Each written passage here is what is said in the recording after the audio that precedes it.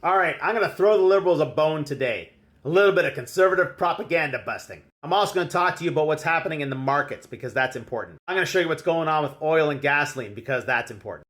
And some insider information on what's happening in Venezuela because this is going to get important. I have mentioned that Joanna is from Venezuela. She is a legitimate political refugee. We have insider information. And that's all I can tell you, which should tell you a lot. The Cuban military is on the ground in Venezuela. Cuba is going to help Maduro steal the election.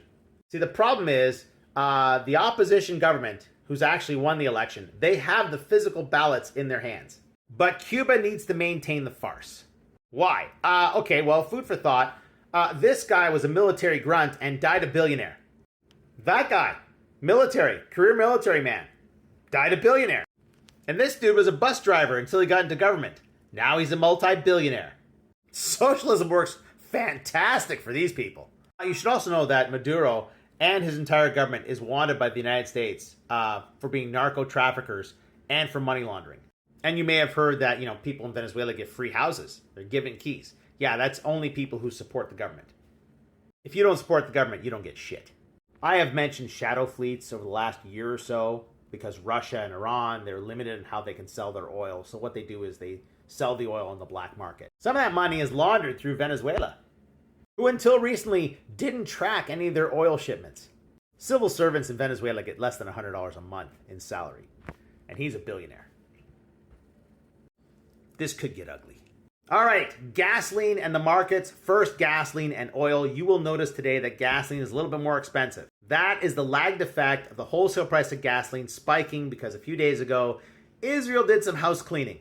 But the day after that, things settled back down, and now they're settling down a lot. Yeah, in the wake of the Israel attack, the wholesale price of gasoline got up to about $2.48 US per gallon. Now it's $2.31. It has gotten back down to winter gas pricing already.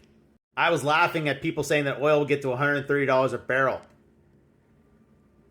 Yeah, the entire stock market is looking bad right now. Why? Well, the US has made it clear that they're going to cut rates in September. So now, smart money is saying, well, we're going to pull our money out of the market because we don't know who the losers are going to be as these rates come down. That's the S&P 500 today.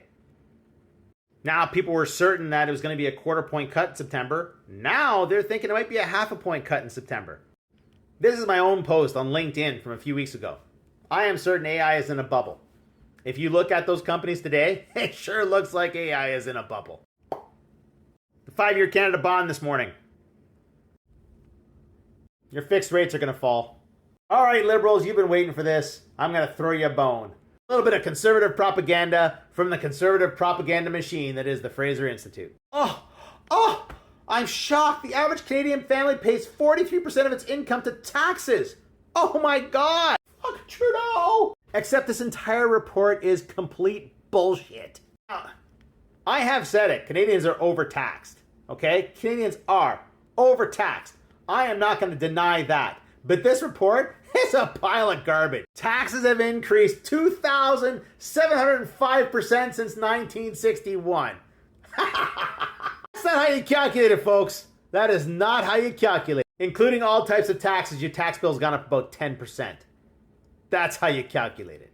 And let me show you. See, they provide this handy-dandy list, which, by the way, is complete bullshit.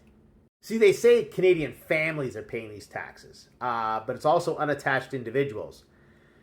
And you may not know this, but unattached individuals and families, they don't pay the same taxes. So simply by that divergence between what a family pays and what a single individual pays, this list is bullshit. But, let's take a look at these numbers. First, 1961. That was the tax bill, that was the income, that's the percentage. 33.5. Let's compare that to now. And the liberals, that's the tax bill, that's the income, that's the percentage. 9.5% increase. Not 2,700%. Now, you will note there are some years that are conveniently removed from this list. I suspect those are the years where the narrative falls apart. Hey, let's check the conservative track record. Let's first check in on Brian Mulroney's Conservatives from 1990. There's the taxes, there's the income, 43.3%.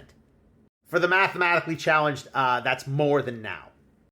Just 0.3% more, but still more.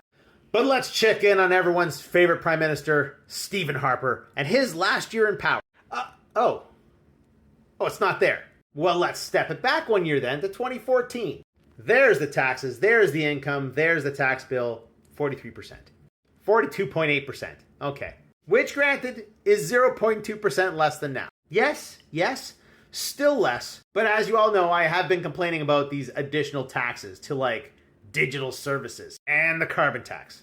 There you have it. Yes, we are overtaxed. Yes, the Liberals have added more tax. But if you think the Conservatives are going to cut your tax, history begs to differ.